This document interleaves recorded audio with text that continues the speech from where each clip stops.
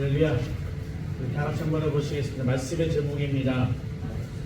말씀의 제목 다 같이 한번 해보시겠습니다. 설레이며 살아갑시다.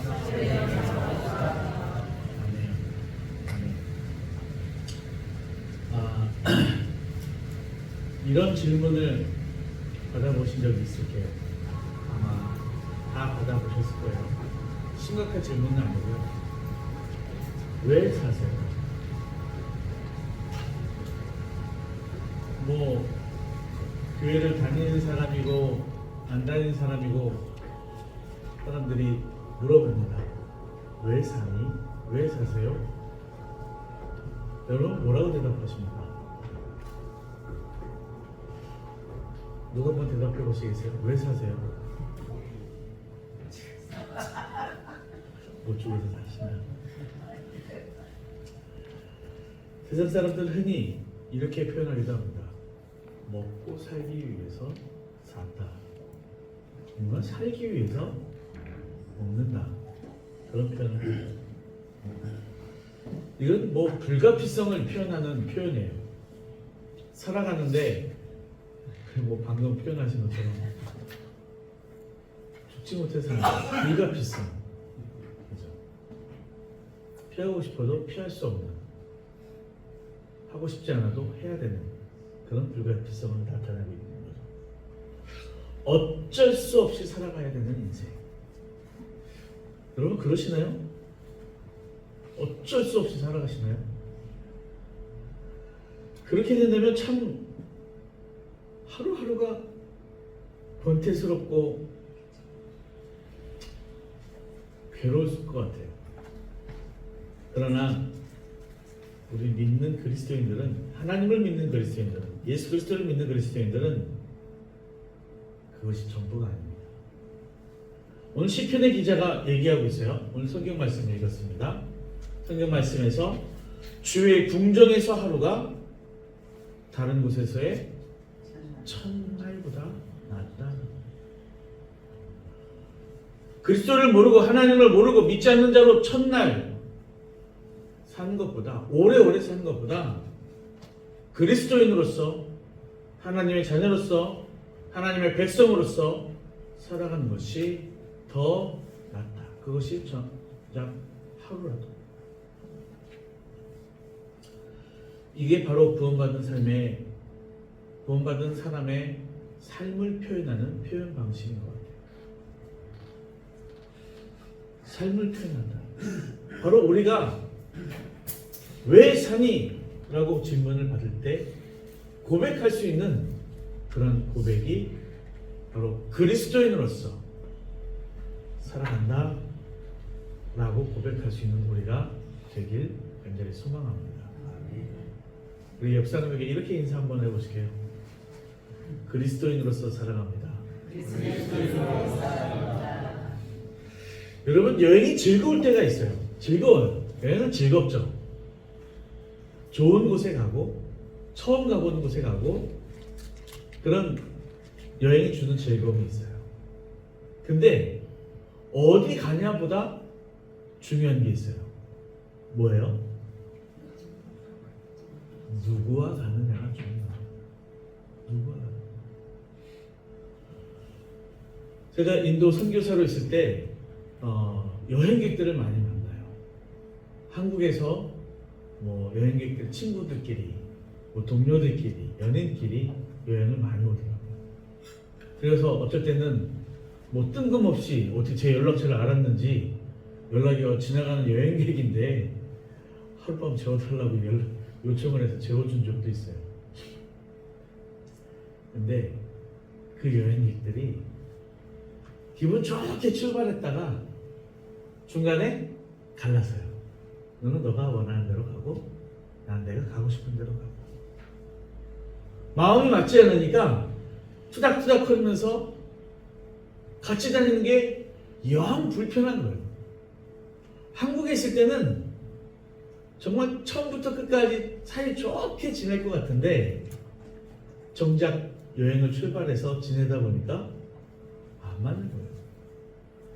그래서 갈라서는 여행객들, 서로 다른 방향으로 가는 여행객들을 쉽게 봅니다. 쉽게.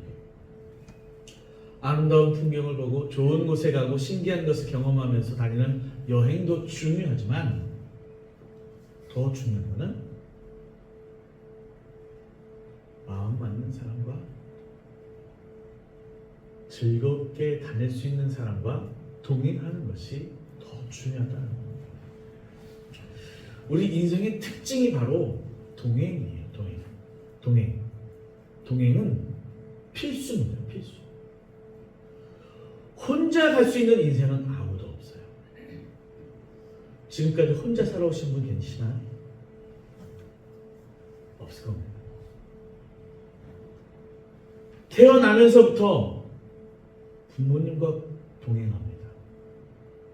그리고 시간이 지나서 부모님과 독립하면 누구와 동행을 하게 돼요? 배우자와 동행을 합니다. 배우자와 동행을 하다가 둘이 잘 가다가 또 다른 동행이 생기죠. 자녀가 생기죠.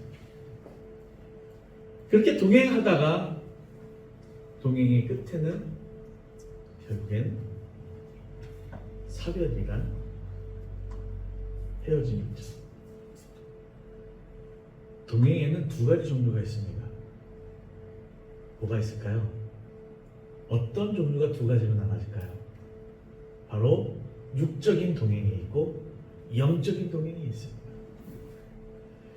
육적인 동행, 인간적인 동행은 그 특이한 속성이 하나 있어요.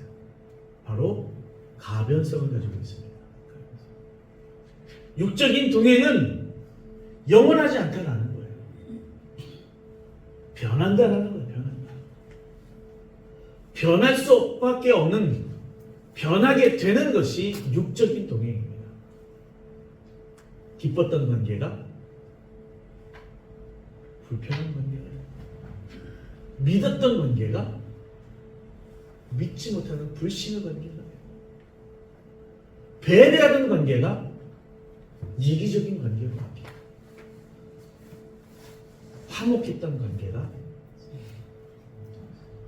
불편한 관계로 바뀌게 되는 그런 경향들이 있습니다. 안 그런 경우도 있습니다. 그러나 육적인 동행은 변하게 되어 있습니다. 믿었던 사람이 달라지기도 한다는 겁니다. 그런데 영적인 동행에서는 변함이 없습니다. 다 같이 한번 해보시겠습니다. 영적인 동행에는 변함이 없습니다. 아멘. 바로 예수님과의 동행입니다. 어제나 오늘이나 영원토록 불변하신 예수님. 1000년 전의 예수님, 지금의 예수님. 2000년 전의 예수님, 지금의 예수님. 동일하다. 변함이 없습니다. 언제나 오늘이나 변함이 없는 그 예수님, 그 예수님과 동행하는 우리가 되기를 간절히 소망합니다. 다 같이 한번 해보시겠습니다. 옆 사람에게 인사하시길. 예수님과 동행합시다. 예수님과 동행. 그래서 우리가 살아가는 이유가 단순히 먹고 살기 위한 이유가 돼서는 안 된다는 겁니다. 참 그렇게 되면 인생이 비참해질 수밖에 없어요. 비참해져요. 먹고 사는 이유가 된다? 똑같은 이유를 가지고 있는 다른 존재들이 있어요. 먹고 살기 위한. 그렇죠? 짐승들이죠. 동물들이 그렇습니다. 동물들은 먹고 살기 위해 삽니다. 살기 위해서 먹는 거죠. 동물과 사람이 같을 수가 있나요? 아니요. 같을 수 없습니다. 다릅니다. 차이점이 있습니다. 분명한 차이점이 있습니다. 그것은 무엇이냐? 바로 목적이 있다는 거예요. 목적을 따라가야 됩니다. 목표를 향해서 가야 되는 것입니다.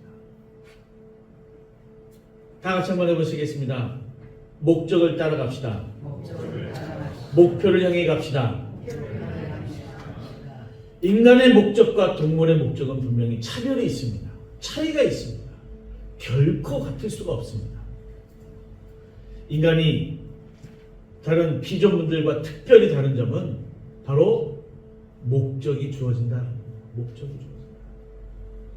특히나 구원받은 사람들의 목적과 목표는 뭐예요?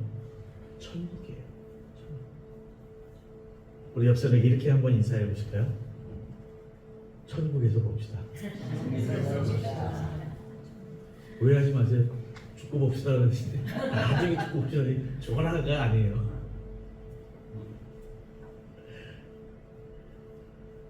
천국이 우리의 목적과 목표가 되어야 됩니다. 우리의 가치, 우리의 목적 바로 천국이 되어야 되는 것이고, 그 천국을 향해서 가는 것이 바로 우리에게 살아가는 과정 중에 사명이 되어야 되는 것입니다. 사명. 이 목적을 향해서 가는 것이 바로 우리의 사명인 것입니다. 사명. 이 사명은 인간만이 가지게 되어 있어요. 사람만이 가질 수 있는 것이 사명입니다. 여러분, 우리 동물들 중에서 제일 똑똑하다고 하는, IQ가 제일 높다고 하는 고릴라, 제일 똑똑한 고릴라, 기네스북에 오른 고릴라는 IQ가 103이라고 하죠. IQ가 2자리인 사람도 있지만 IQ가 3자리인 동물도 있습니다. 자, 그 고릴라에게 사명이 있을까요? 아무리 잘 가르치고 아무리 잘 훈련을 하고 분명한 목적의식을 줘도 그 고릴라에게 사명이 있을까요? 아니요. 고릴라에게는 사명이 주어지지 않습니다. 사명은 뭐예요?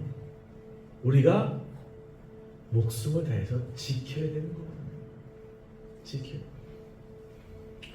그래서 사명이 있는 우리는 가치가 달라요. 가치가. 무슨 가치가 다르냐? 우리의 가치는 영적인 거예요. 그런데 사명이 없으면 가치가 육적인 가치밖에 되지 않아요. 우리는 영적인 가치를, 영적인 사명을 가지고 가야 될 줄로 믿습니다. 다 같이 한번 해보시겠습니다. 영적인 사명을 가지고 갑시다. 그러면 여러분 질문을 드릴까요? 영적인 사명, 영적인 사명은 뭘까요? 가치가 있는 그 영적인 사명은 과연 뭘까요? 바로 하나님이 원하시는, 하나님이 바라시는 목적을 위해서 사는 그리스도인이 바로 영적인 가치를 가진 것입니다. 영적인 가치. 사명을 위해서 물질 관계도 뛰어넘고, 사명을 위해서 인간 관계도 뛰어넘고, 사명을 위해서 상황도 뛰어넘을 수 있는 그런 그리스도인이 되어야 될 줄로 믿습니다. 우리가 사명을 위해서 때로는 희생하고, 우리가 사명을 위해서 때로는 손해를 보더라도 그 사명을 붙들고 나갈 수 있는 것은, 그 사명은 누구를 위해서 이루는 거예요? 나를 위해서 이루는 게 아니고 하나님을 위해서 이루는 겁니다. 하나님을 위해서. 사명의 주체가 내가 아니고 하나님이 되기 때문에 그 모든 상황을, 모든 불리한 것을 뛰어넘을 수 있는 겁니다. 여러분, 선교지에 가면 평신자 선교사님들이 꽤 많이 있어요. 그 평신자 선교사님들은 자비량으로 와요. 자신이 그동안 젊어서 벌어놨던 거, 그동안 쌓아놨던 거를 다 선교지로 갖고 가서 그 선교지에다가 그렇게 사역하는데 쓰는 선교사님들이 많이 쓰세요. 제가 한번 궁금해서 물어봤어요. 아깝지 않으세요? 그렇게 일평생을 회사를 다니면서 먹을 거 안 먹고 입을 거 안 입고 그렇게 준비했던 거를 쓰는데 아깝지 않으세요? 전혀 아깝지 않아요. 그럼 자녀들이 계신데 그 자녀들에게 주고 싶지 않으세요? 자녀들도 어렵게 사는 걸 알고 있는데 그 자녀들, 어렵게 사는 자녀들에게 조금이라도 더 도움을 주고 싶지 않으세요? 자녀들은 자녀들의 사명을 위해서 살면 돼요. 나는 나에게 주신 물질을 가지고 나에게 주어진 사명을 위해서 살면 된다라고 그렇게 얘기하시더라고요. 전혀 아까워하지 않아요. 하나님을 위해서 쓴다는 것이, 하나님을 위해서 드린다는 것이 전혀 걸림돌이 되지 않습니다. 바로 우리가 그러한 사명을 가지고 나가야 될 줄로 믿습니다. 그러한 사명이 우리에게 있어야 됩니다. 내 거 다 하고, 내 거 챙길 거 챙기고, 내가 쓸 거 쓰고, 그 다음에 하나님의 일이 아니라 먼저 하나님의 일을 하고 먼저 사명을 위해서 살아가면 하나님이 그 이외의 것은 더 되게 해주실 줄로 믿습니다. 우리는 모든 상황을 뛰어넘을 수 있는 그런 믿음의 삶을, 사명을 가지고 가야 될 줄로 믿습니다. 여행을 다니다 보면 나그네들이, 여행객들이 그 여정 중에 불편할 때가 있어요. 힘들 때도 있어요. 저도 여행을 다니다 보면 이 일주일 내내 돌아다닐 수가 없어요. 일주일을 다니다 보면 하루 정도는 숙소에서 푹 쉬어줘야 되는 그런 쉼이 있어요. 근데 그 불편하고 어렵고 힘든 그 여정을 잘 견뎌요. 즐겁게 견뎌요. 기쁘게 이겨내요. 왜 그럴까요? 이겨낼 수 있는 이유가 있어요. 그 불편함이, 그 힘든 게 계속되는 게 아니니까. 여행이 끝나면 어떻게 돼요? 여행이 끝나면, 그 여정이 끝나면 그 불편하고 힘든 거는 같이 끝나는 거야. 돌아갈 집이 있고,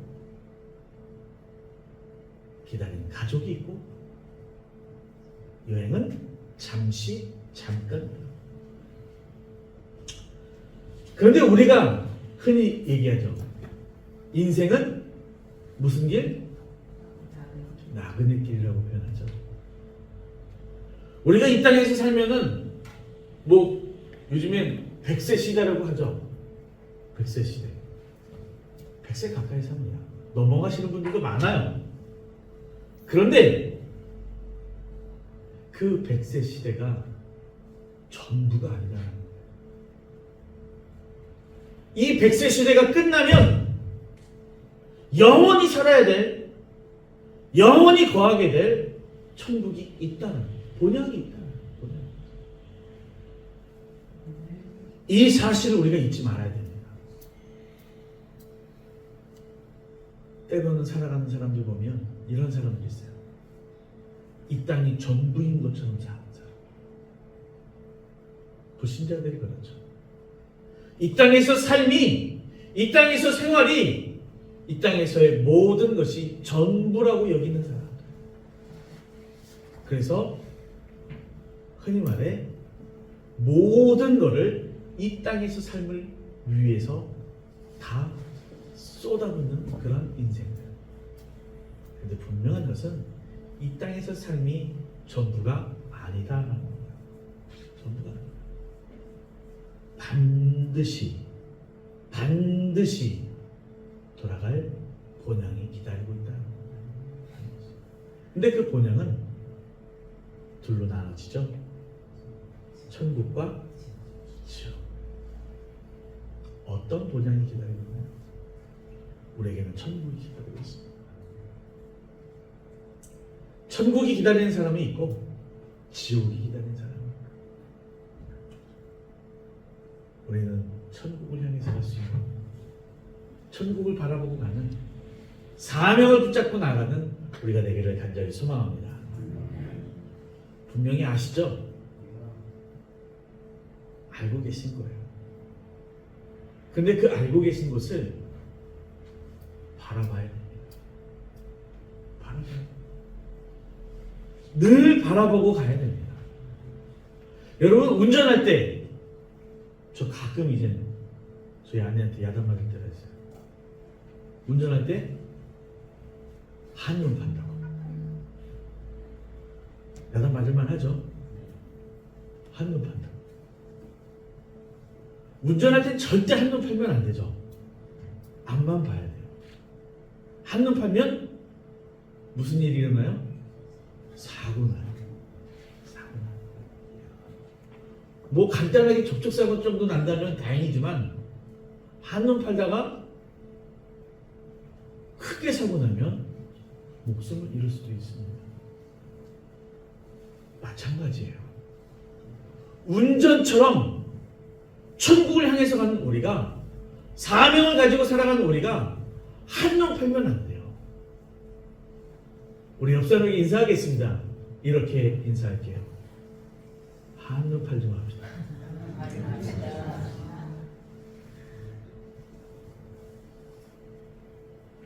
한 번 더 인사하실게요.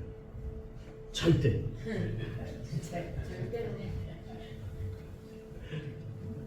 한눈 팔면 안 돼요. 절대.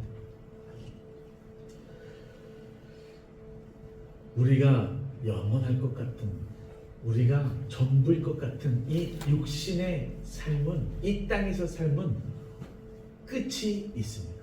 분명한 끝이 있습니다. 모두에게 있습니다. 예외인 사람은 없습니다.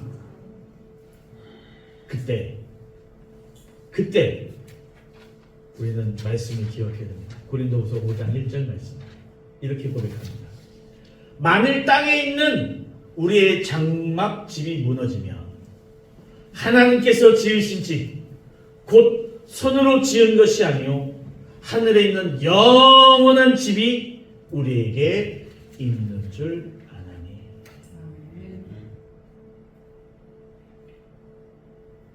장막이 무너질 때가 온다라는 것입니다. 지금 뭐 순천은 그나마 길거리에 다니면 꽃이 있어요. 꽃이 있는데 지금 6월 중순을 향해서 가고 있는 이때 돌아다니다 보면 꽃이 흔하지 않죠. 지난 4월 말부터 5월 초 지날 때 주변이 어땠어요? 온 천지가 꽃이었어요. 제일 많이 보이는 게 뭐예요? 벚꽃. 우리 순천 저 동천을 한번 가보면 어때요? 그 긴 길이 다 벚꽃이었어요. 너무나 이뻤어요. 너무나 이뻤지만, 오래 가고 싶었지만, 비 한 번 오면, 바람이 불면 다 떨어져요. 우리 오늘 교회 들어오시다 보셨죠? 교회 입구에 뭐가 있어요? 관심이 없으시구나. 천사의 나팔 꽃이 펴 있어요. 내가 들어오는 사람들 다 보라고 그 입구에다 딱 하니 놨는데 본 사람이 없으니 큰일이네. 참 이쁘게 폈어요. 이쁘게 폈어요. 4개가 폈어요. 근데 천사의 나팔은 언제 향기가 제일 진한지 아세요?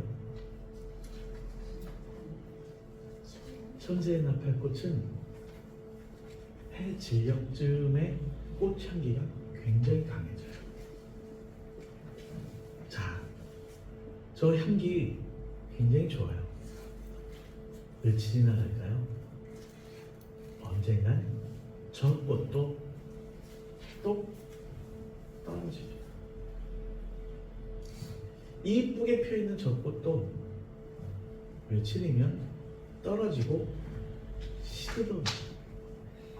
그리고 사라지죠. 우리의 인생이 다 그렇습니다.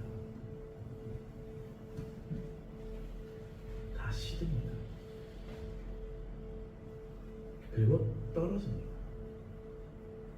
성경에서 말하고 있는 것처럼 육신의 장막은 결국엔 무너집니다. 대신 영원한 집이 있습니다. 영원한 집. 우리 착각하면 안 돼요. 육신의 장막이 영원할 거라는 착각에 빠지면 안 돼요. 우리 옆 사람에게 이렇게 인사하겠습니다.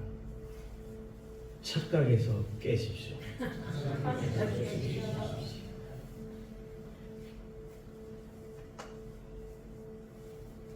육신은 사라지고 맙니다. 우리가 보고 가야 될 저 천국, 천국에 있는 영원한 집, 하나님이 예비해 놓으신다고, 하나님이 준비해 놓으신다고 하는 그 집을 보고 가야 됩니다. 제대로 보고. 우리 얼마 전에 야유예배 갔다 왔죠? 야유예배 때 뭐 여러 가지가 있었어요. 그 중에 모두가 재밌게 했던 게 있었죠. 뭐예요? 보물찾기. 어릴 때 소풍 가면, 요즘엔 소풍 가서 안 하나 봐요, 보물찾기를. 우리 애들 보니까. 저희 어렸을 때는 소풍 가면 꼭 했어요, 보물찾기를. 그 보물찾기가 하이라이트였죠. 보물찾기. 보물을 찾는 그 시간이 참 설레이는 시간이에요.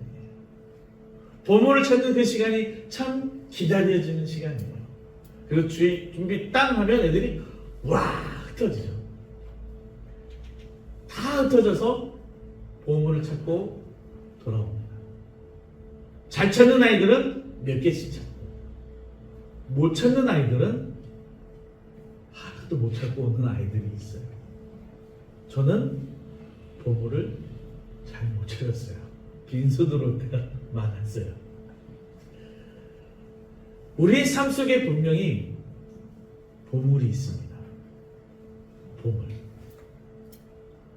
광야 같은 이 인생을 살아갈 때, 이 인생에서, 이 삶 속에서 반석에서 샘이 솟는 같은 그런 은혜가 있습니다. 또 만나가 내려서 채워주시는 그런 축복이 우리들의 삶 가운데도 분명히 있습니다. 그리고 마라의 쓴물이 단물로 변하는 기적 같은 일들이 있습니다. 꼭 출애굽 시대에 이스라엘 민족에게만 반석에서 샘이 솟고 만나가 내리고 마라의 쓴물이 변하는 그 일이 일어나는 게 아니에요. 우리의 삶 속에도 있습니다. 반석에서 샘이 솟는 그 은혜가 있을 것이고, 만나가 내리는 하나님의 축복이 있을 것이고, 마라의 쓴물이 변하여 단물이 되는 기적 같은 일들이 우리 가운데 일어나게 될 줄로 믿습니다. 근데 그게 누구에게 일어날까요? 그 보물 같은 일을 겪을 수 있고 누릴 수 있는 사람은 사명 따라서 살아가는 그리스도인들에게 일어납니다. 보물 같은 일들이 일어날 줄로 믿습니다. 보물 같은 일들을 경험하게 될 줄로 믿습니다. 보물을 차지하는 우리 모두가 되기를 주님의 이름으로 간절히 축원합니다. 다 같이 해보겠습니다. 옆 사람에게 보물을 잘 찾읍시다.